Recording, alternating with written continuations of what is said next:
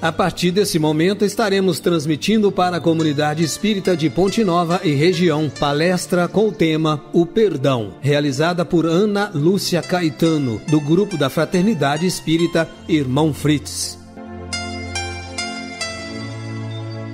Queridos ouvintes, trouxemos hoje para nossa reflexão o tema O Perdão, tempo de perdoar, para que o 2023 possa ser de libertação de qualquer sentimento que não vibra no amor. Se não perdoamos o irmão porque torce para um outro time, se não perdoamos o irmão porque torce para um outro partido, estamos colaborando com as energias que não fazem bem à saúde.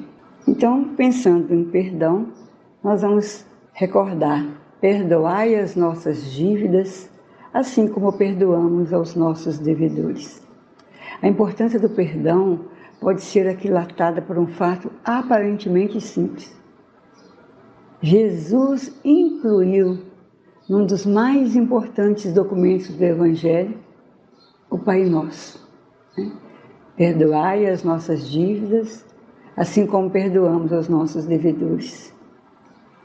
Inúmeras vezes o Mestre Jesus fez referência ao perdão, destacando-o por valioso e indispensável imperativo à evolução humana.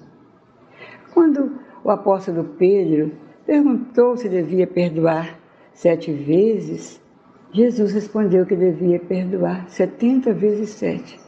O que equivale a dizer perdoar indefinidamente, perdoar todas as vezes que fomos ofendidos. Supomos que bastaria isso para que não puséssemos em dúvida quanto ao seu valor, sobretudo quanto à necessidade da sua prática e do seu cultivo sincero.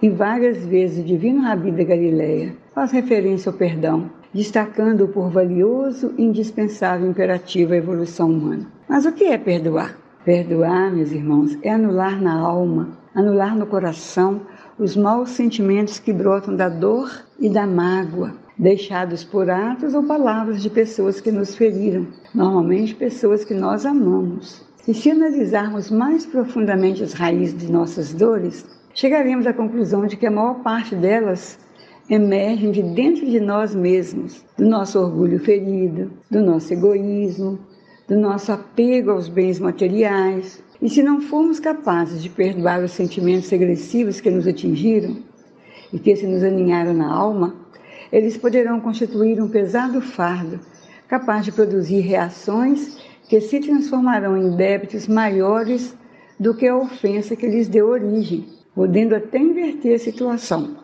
De vítimas, passaremos a algozes, com todas as consequências. Com isso, o verdadeiro significado do perdão, nós vamos sentir que quando temos um ressentimento, quase sempre nós queremos vingança, Queremos descontar. Na realidade, porém, a forma eficaz de nos sentirmos satisfeitos é o oposto da vingança. É dizer, eu te perdoo, poderá ser a atitude mais nobre que algumas vezes vamos tomar na nossa vida. Porque perdoar não significa ceder ou esquecer, mas é não lembrar do fato com rancor ou ódio no coração.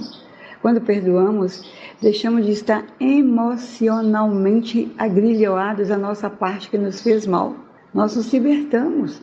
O perdão nos liberta do pesadelo com o outro, permitindo-nos vivermos em estado de graça e em paz. As pessoas poderão se sentir mais poderosas quando estão com muita raiva, Mas o ato de perdoar incute uma sensação de poder muito maior. Quando perdoamos, recuperamos nosso poder de escolha.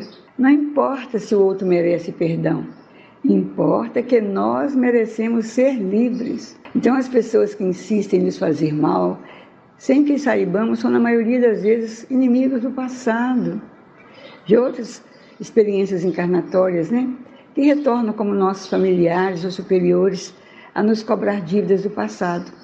Estão sempre colocando em prova nossa paciência e a nossa tolerância. Por isso nós precisamos suportar com equilíbrio os ataques, as calúnias, o despeito, a inveja e o ciúme desses irmãozinhos que não conseguem esquecer antigas desavenças. São mais ignorantes que maus. Talvez estejam passando por problemas mais difíceis que os nossos. Entretanto, meus irmãos, nós temos que fazer o possível e o impossível para não guardarmos rancor em nossos corações. Antigamente falava-se assim, fulano não tem vergonha na cara, né? Essa vergonha na cara é orgulho, né, gente? Exacerbado. Então, guardar mágoas é atrair desequilíbrios e enfermidades para o nosso corpo e para o nosso espírito. São indícios de enfermidades futuras, pois a mágoa é como o ácido a corroer nosso íntimo. Há quem pense que desculpar é o mesmo que dizer que estava errado e a razão estava com o outro. Mas o sentido do perdão não é libertar outra pessoa, é desencravar o punhal que nos fincaram nas costas. Enquanto nos dilaceramos com amargura, quem nos magoou não sente absolutamente nada. O perdão é tão bom, né? É tanto bom para o corpo como para a alma. O passado sem perdão nos fere toda vez que revivemos a situação e isso prejudica a nossa saúde. Já está provado que o simples recordar o incidente que nos magoou é prejudicial à nossa saúde, é prejudicial para o coração e os sentimentos negativos que provocam o estresse também são prejudiciais, geralmente apontados como responsáveis, por hipertensão, doenças coronárias e pela maior suscetibilidade de se contraírem outras doenças. As pessoas que nós perdoamos podem nunca entender que nos fizeram mal ou nunca saber que a perdoamos. O importante é que a gente se liberte desse nosso ódio, desse nosso rancor, porque o perdão nos leva à paz interior. Um poeta disse que errar é humano e que perdoar é divino. Por quê? Porque traz a nossa paz interior. E depois de termos perdoado, nós rimos mais, temos sentimentos mais profundos, ficamos mais ligados aos outros, e os bons sentimentos que geramos prepararão o caminho para uma cura dos traumas que virá a ser ainda mais completa. A mágoa que nós retemos é doença para o espírito, que lhe corrói as forças físicas e envenena nossa alma. É necessário para nossa própria paz, ante quaisquer ofensas, perdoar sempre. É claro que não só o perdão proveniente dos lábios a se traduzir. O ato de perdoar deve ser carregado de sentimento puro, pois que proveniente do coração é uma forma de reconciliação. E no Velho Testamento encontramos os principais fundamentos da famosa lei mosaica, conhecida como lei de Talião. A razão primária que levou Moisés a promulgar o olho por olho, dente por dente, mão por mão, pé por pé, golpe por golpe, explica-se tendo em vista que no seu tempo os homens exerciam brigas que excediam sobremodo a ofensa ou prejuízo. A vingança era exercida por uma série de atos brutais que estendia aos filhos, à mulher e aos parentes do culpado, e respondiam sempre mal ao que fora feito com o outro de muito maior proporção. Aí chegou a luz do mundo. Jesus chegou trazendo a lei de amor. E no Sermão da Montanha foi além, quando disse: ouviste o que foi dito, olho por olho, dente por dente. Eu, porém, te digo, não resistais ao perverso, não resistais ao mal, mas a qualquer que te ferir na face direita, volta-lhe também a outra. O nosso mestre amoroso nos fala em oferecer a outra face, porque há muito mais mérito no não revidar do que agredir. O murro da cólera somente surge quando a razão é afastada. Somente a calma e o equilíbrio do adversário consegue atenuar os desequilíbrios que procedem da falta de controle do agressor. A violência pode ser contida se não cairmos no mesmo nível do agressor. E aí a pessoa sem fé, devido à sua curta visão espiritual, acredita que há mais coragem em vingar-se do que em suportar um insulto. A justiça de Deus dispensa o concurso da nossa vingança, pois, pela lei do retorno, o malfeitor terá contra si os efeitos do mal que praticou. Maior glória terá o cristão ao ser ofendido do que ofender, de suportar uma injustiça do que praticá-la. Estou me lembrando que Sócrates, o filósofo, foi condenado à morte, bebendo cicuta, e ao despedir-se da esposa chorosa, ela lhe disse: você está sendo condenado inocentemente. E ao que ele respondeu: que bom, você queria que eu fosse culpado? Olha, Sócrates já havia perdoado os algozes.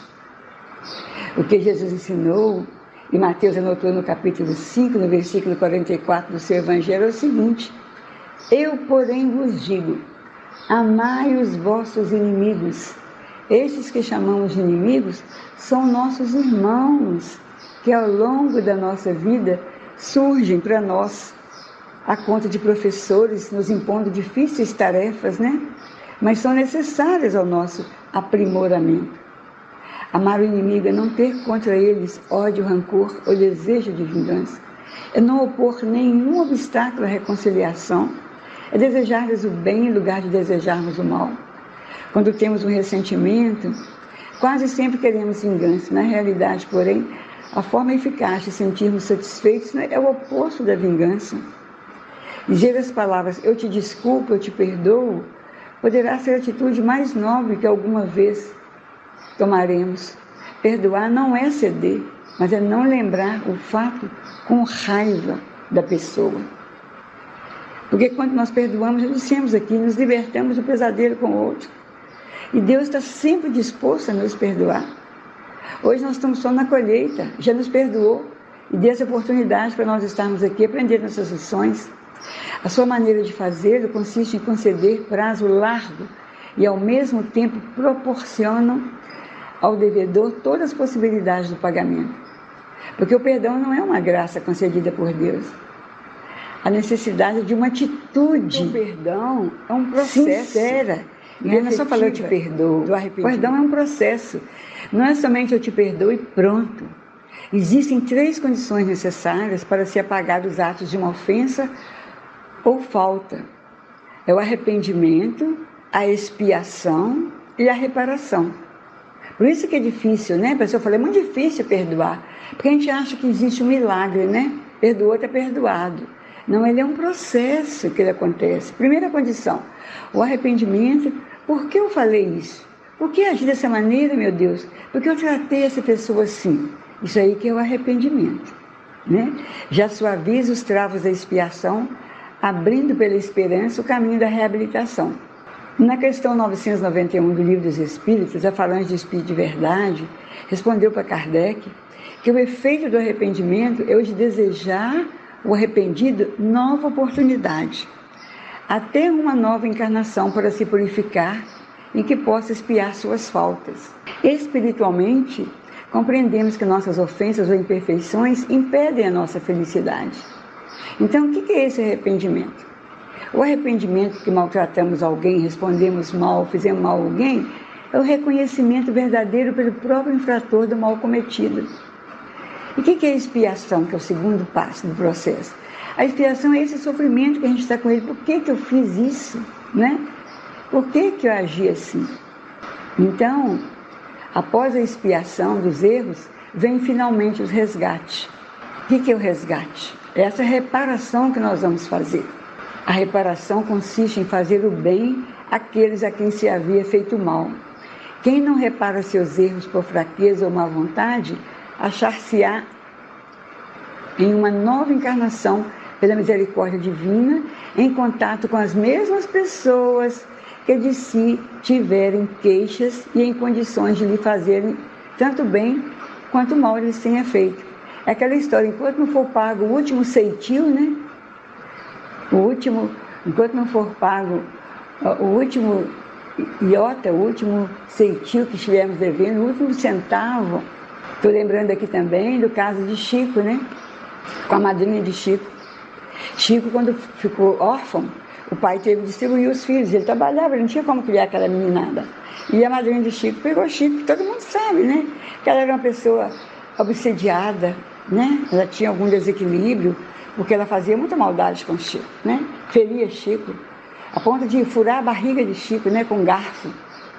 Então, Chico perdoou ela o tempo todo. Se Chico não tivesse perdoado a sua madrinha, ele não teria mais tarde, né?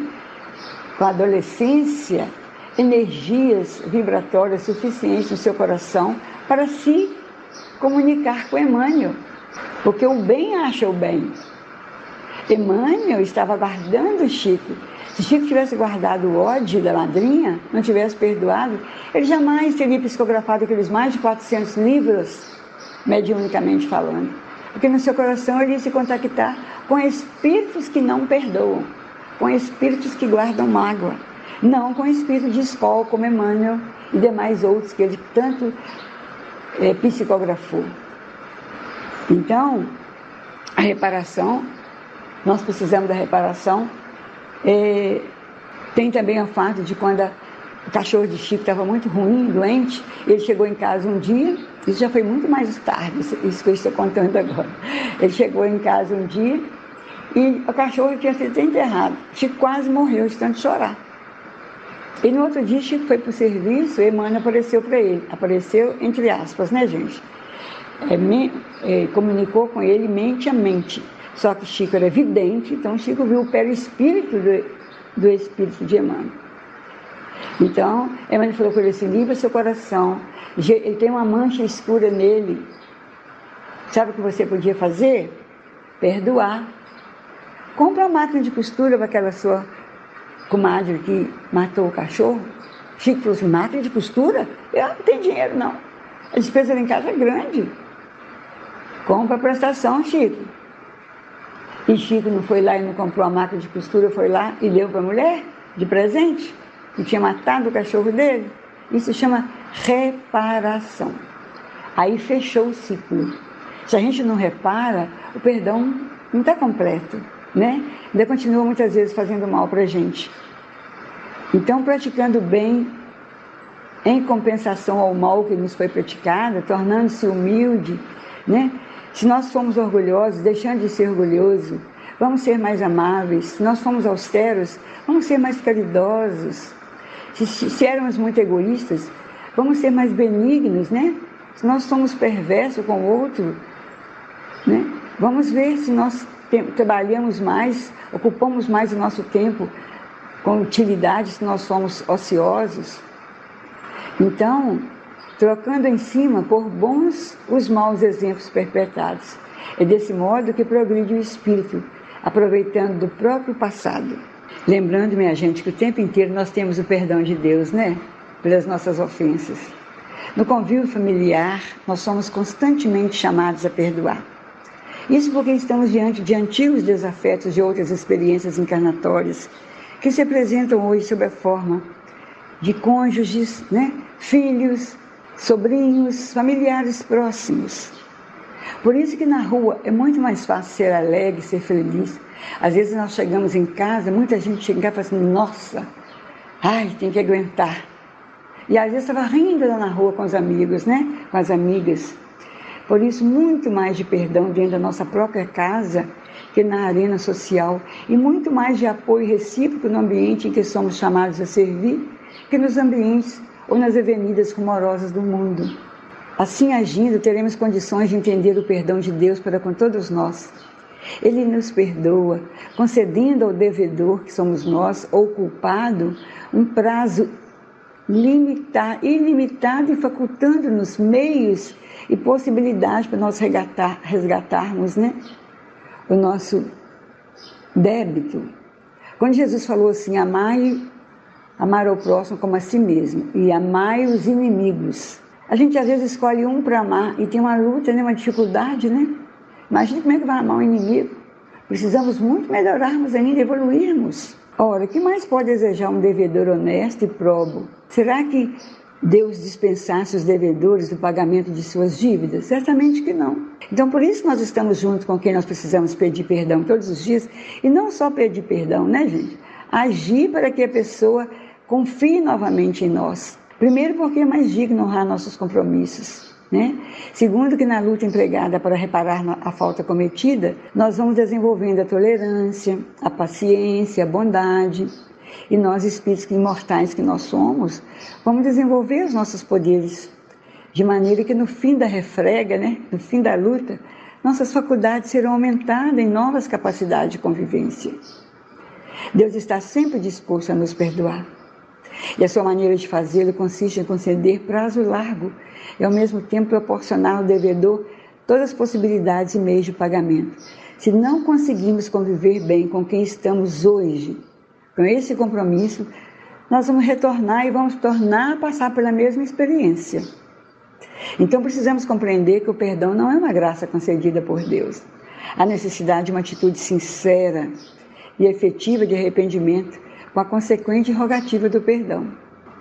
Nós lembramos que Chico teve que reparar a amiga que matou seu cachorro, porque senão Emmanuel não ia conseguir passar as mensagens para ele, não teria sintonia com o amor que existe no coração de Emmanuel, que é um espírito de escola. Então, nós precisamos lembrar, que todo dia, na hora que nós rezamos o Pai Nosso, perdoa as nossas ofensas, como perdoamos aqueles que nos ofendem. Vamos falar isso de verdade. Que Jesus nos abençoe e nos proteja hoje e sempre. Que assim seja.